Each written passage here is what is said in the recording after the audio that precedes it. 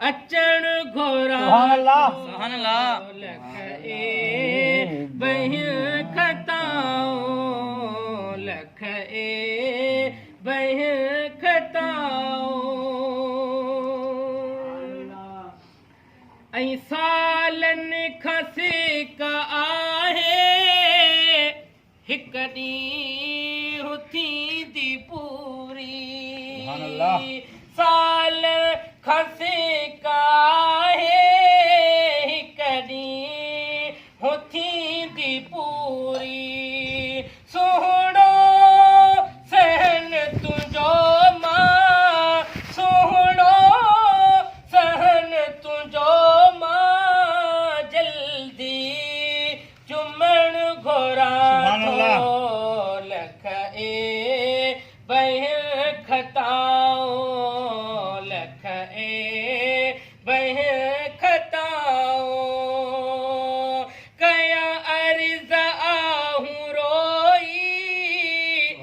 आजो लड़ी खाली कया अर्ज़ आहूं रोई आजो लड़ी खाली ही झोल तुंहिंजे दर तां ही झोल तुंहिंजे दर तां साईं भरण घुरां थो लख ए बह खताओ लख ए बह खताओ माफ़ी वठण घुरां थो पकाए पुनल तो में तो दर अचण घुरां थो लख ए बह खताओ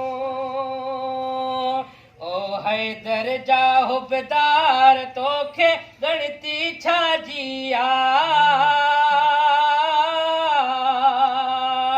ओ हैदर जा हुबदार तोखे गणती छाजी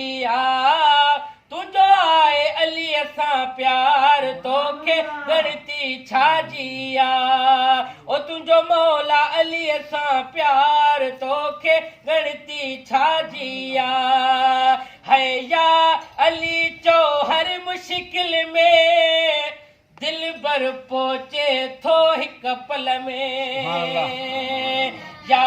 अली कर हर मुश्किल में दिल भर पहुचे थो हिक पल में दिल भर पहुचे थो हिक पल में अच में टई थो आज़ार तोखे गणती छाजी तुंहिंजो आहे अलीअ सां प्यार तोखे गणती छाजी ओ तुंहिंजो मौला अलीअ सां प्यार तोखे गणती छाजी ओ हैदर जा हुबदार तोखे गणती छाजी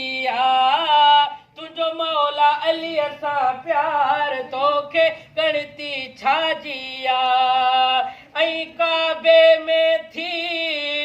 जंहिंजी विलादत मस्जिद में थी जंहिंजी शहादत है काबे में थी जंहिंजी विलादत मस्जिद में थी जंहिंजी शहादत मस्जिद में थी जंहिंजी शहादत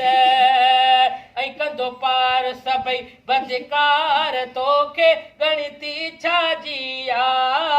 तुंहिंजो आहे अलीअ सां प्यार तोखे गणती छाजी ओ हैदर जा हुबदार तोखे गणती छाजी तुंहिंजो मौला अलीअ सां प्यार तोखे गणती छाजी है यार।